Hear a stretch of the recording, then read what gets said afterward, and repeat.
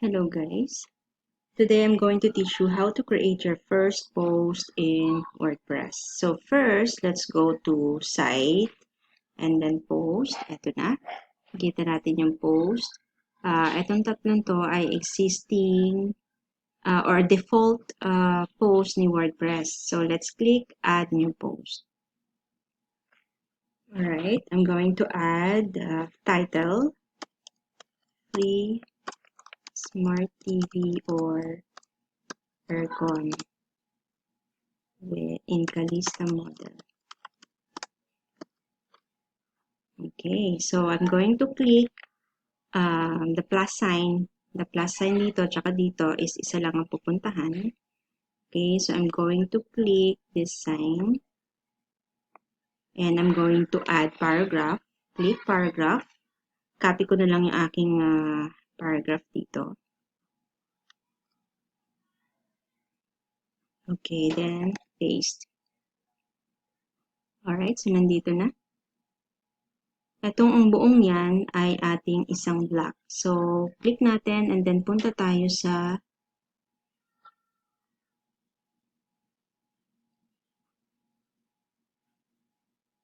okay, ito sa right side, punta tayo sa block. Pakita ko lang sa inyo. Testing, ito yung preset size. Kung small, change natin. Na-notice, nagbago yung size ng text. Normal. So, I'm going to choose the normal na lang. And then sa color, para lang meron kayo idea, the background is ito. Depende kung gusto mong mag-change ng background ko anong gusto mo. It's up to you. Alright. So, ako, hindi na. So, i-clear ko na lang yan. So, gusto ko lang ganyan. And gusto mo rin mag-change ng text, color, pwedeng ganyan, pwedeng ganyan. So, doon na lang ako sa clear. Alright? Ito naman, yung sa drop cap, ito, tingnan natin kung ano magiging effect. Pag enable natin, lumaki yung isang text o yung first text. Alright? Ganyan na lang gawin ko. And, sige, yan na muna. And then, mag-a-add ako ng isa pang black. So, click lang ako dito sa plus sign to click add black. So, I'm going to choose gallery.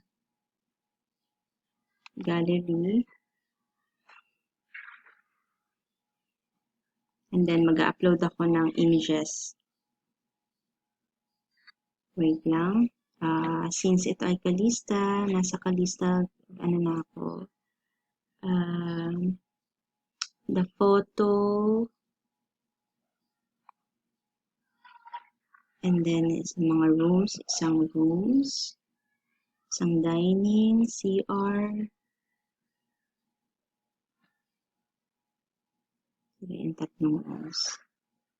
And then open, sabay-sabay na siya nag-upload. So medyo mabagal yan. Ito na, ang aking in-upload na mga images. Pwede tayo mag-ano dito, ano natin, kung anong gusto natin gawin pa. Okay, change the block type. Ito, pwede natin i-click ito to change the block type. Kung tiled gallery siya, slideshow. Testing natin yung slideshow kung anong magiging itsura. Ito, kung slideshow siya, nakaganto siya. Yan, siguro ito na lang pipiliin ko para naka-slideshow siya. Alright, so, yan na. Meron akong paragraph. Meron ako dito. Mag-add ako ng another one. I'm going to insert yung paragraph na lang. Okay, this is another block. Inside this block, I'm going to insert itong ginawa ko sa Excel na columns or rows. So, I'm going to copy this and paste on this block. Let's see kung anong mangyayari. Alright, so ito, lumabas din siya. So, meron ako financing, bank financing, pag-ibig, ayan. Alright, so kailangan ko siya. And I'm going to add again blocks, paragraph. This time, I'm going to copy the remaining ng mga details na ilalagay ko. Okay, copy and paste. Okay, so na-notice natin na bawat line is isang block ang ginawa niya. Nakaisang block, nakaisang block. Okay. So, ayan. Ito, itong nasa taas is buong paragraph, isang block siya. Ito namang image na to, slideshow, is isang block din. Alright, so, yan ang mga nilagay ko. Let's preview. Let's find out anong output. Ito na yung output ng aking first post. Okay, so, ayan, free smart TV or aircon in Calista model. So, ayan, naka-slideshow siya.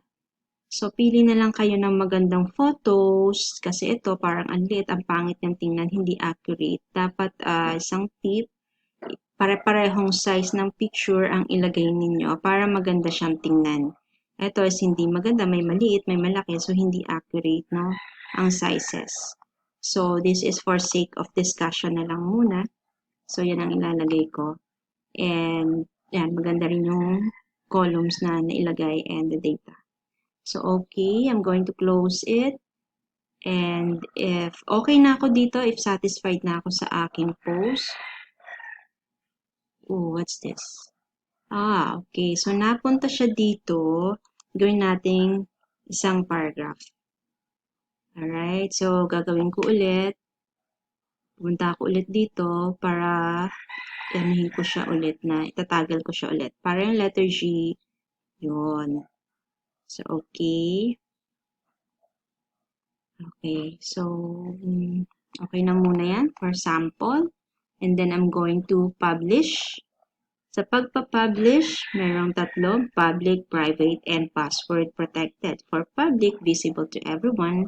And for private, of course, ito lang yung makakakita yung mga admins or yung mga users ng itong ano na to website na to. And of course, kung password protected, pwede kang mag-create ng password. Bibigay mo lang yan sa gusto mong pasukin, makatingin doon sa website o sa post na ginawa mo. Alright? So, pwede kang mag-create ng tags. Kung immediately pa-publish na siya, pwede ka rin mag-reschedule kung kailan mo gusto i-publish yung post na ginawa mo. And, yun. So, for now, I'm going to publish that right away. So, publish.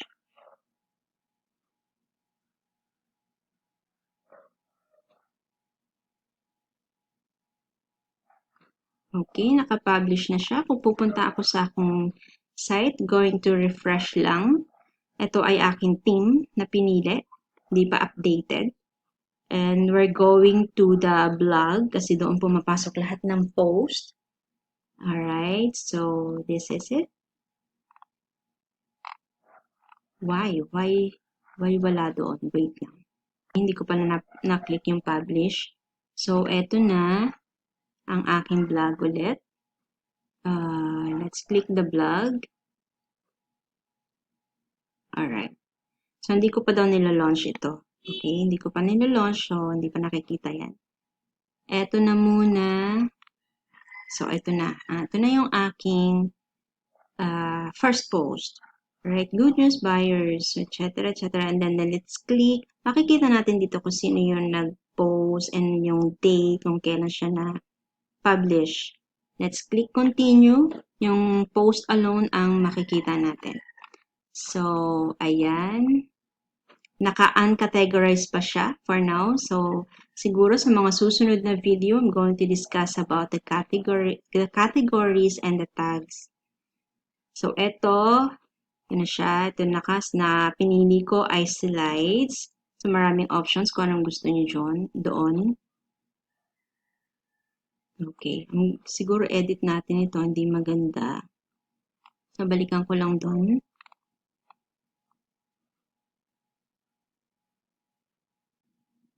Alright. So, in-update ko lang siya.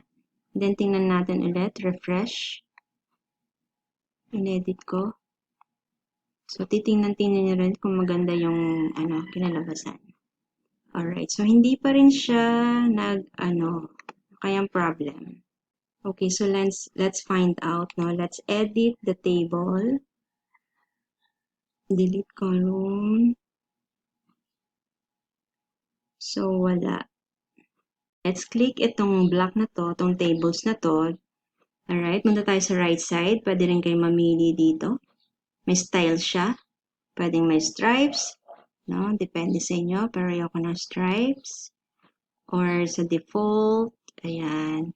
Tapos, fix with table cells. Fix mo siya. Ayan. Siguro okay na siya kasi na-move siya dito. Ayusin ko lang. May spacing akong nilagay doon. Kung header, tingnan natin anong effect. Yun ang header na. Header level. So, wala na yan. Kasi ito na yung pinaka-header ko. Gawin natin itong align center.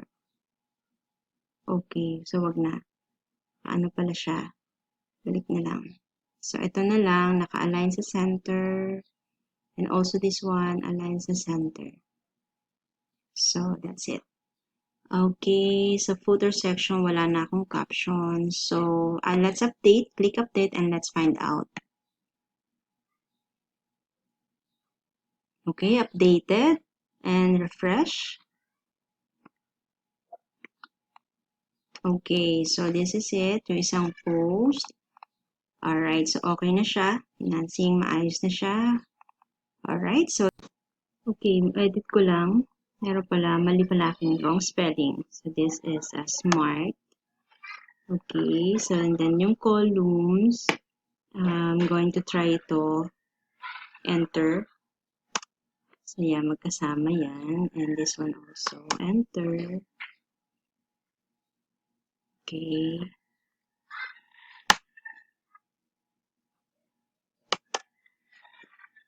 Okay, so tingnan natin. And refresh. Okay, free smart TV or aircon. So, ito na siya. Okay, so, okay na. 15, so maganda na siya. Edit, lalakihan ko lang siguro ito. Okay, sandali lang. Let's see. So, change ko lang ng size, font size. Okay, so, punta tayo sa blocks. Default, small, normal. So, ayan, medyo malaki. Lakihan ko lang siya.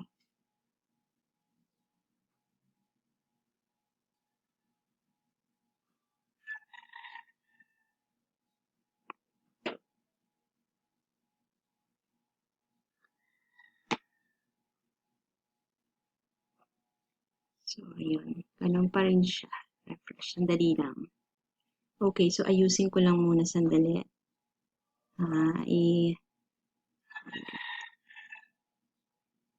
I-align ko lang. Wala pala. Alright, so ito na siya. Ang aking final. Okay, so thank you and bye-bye!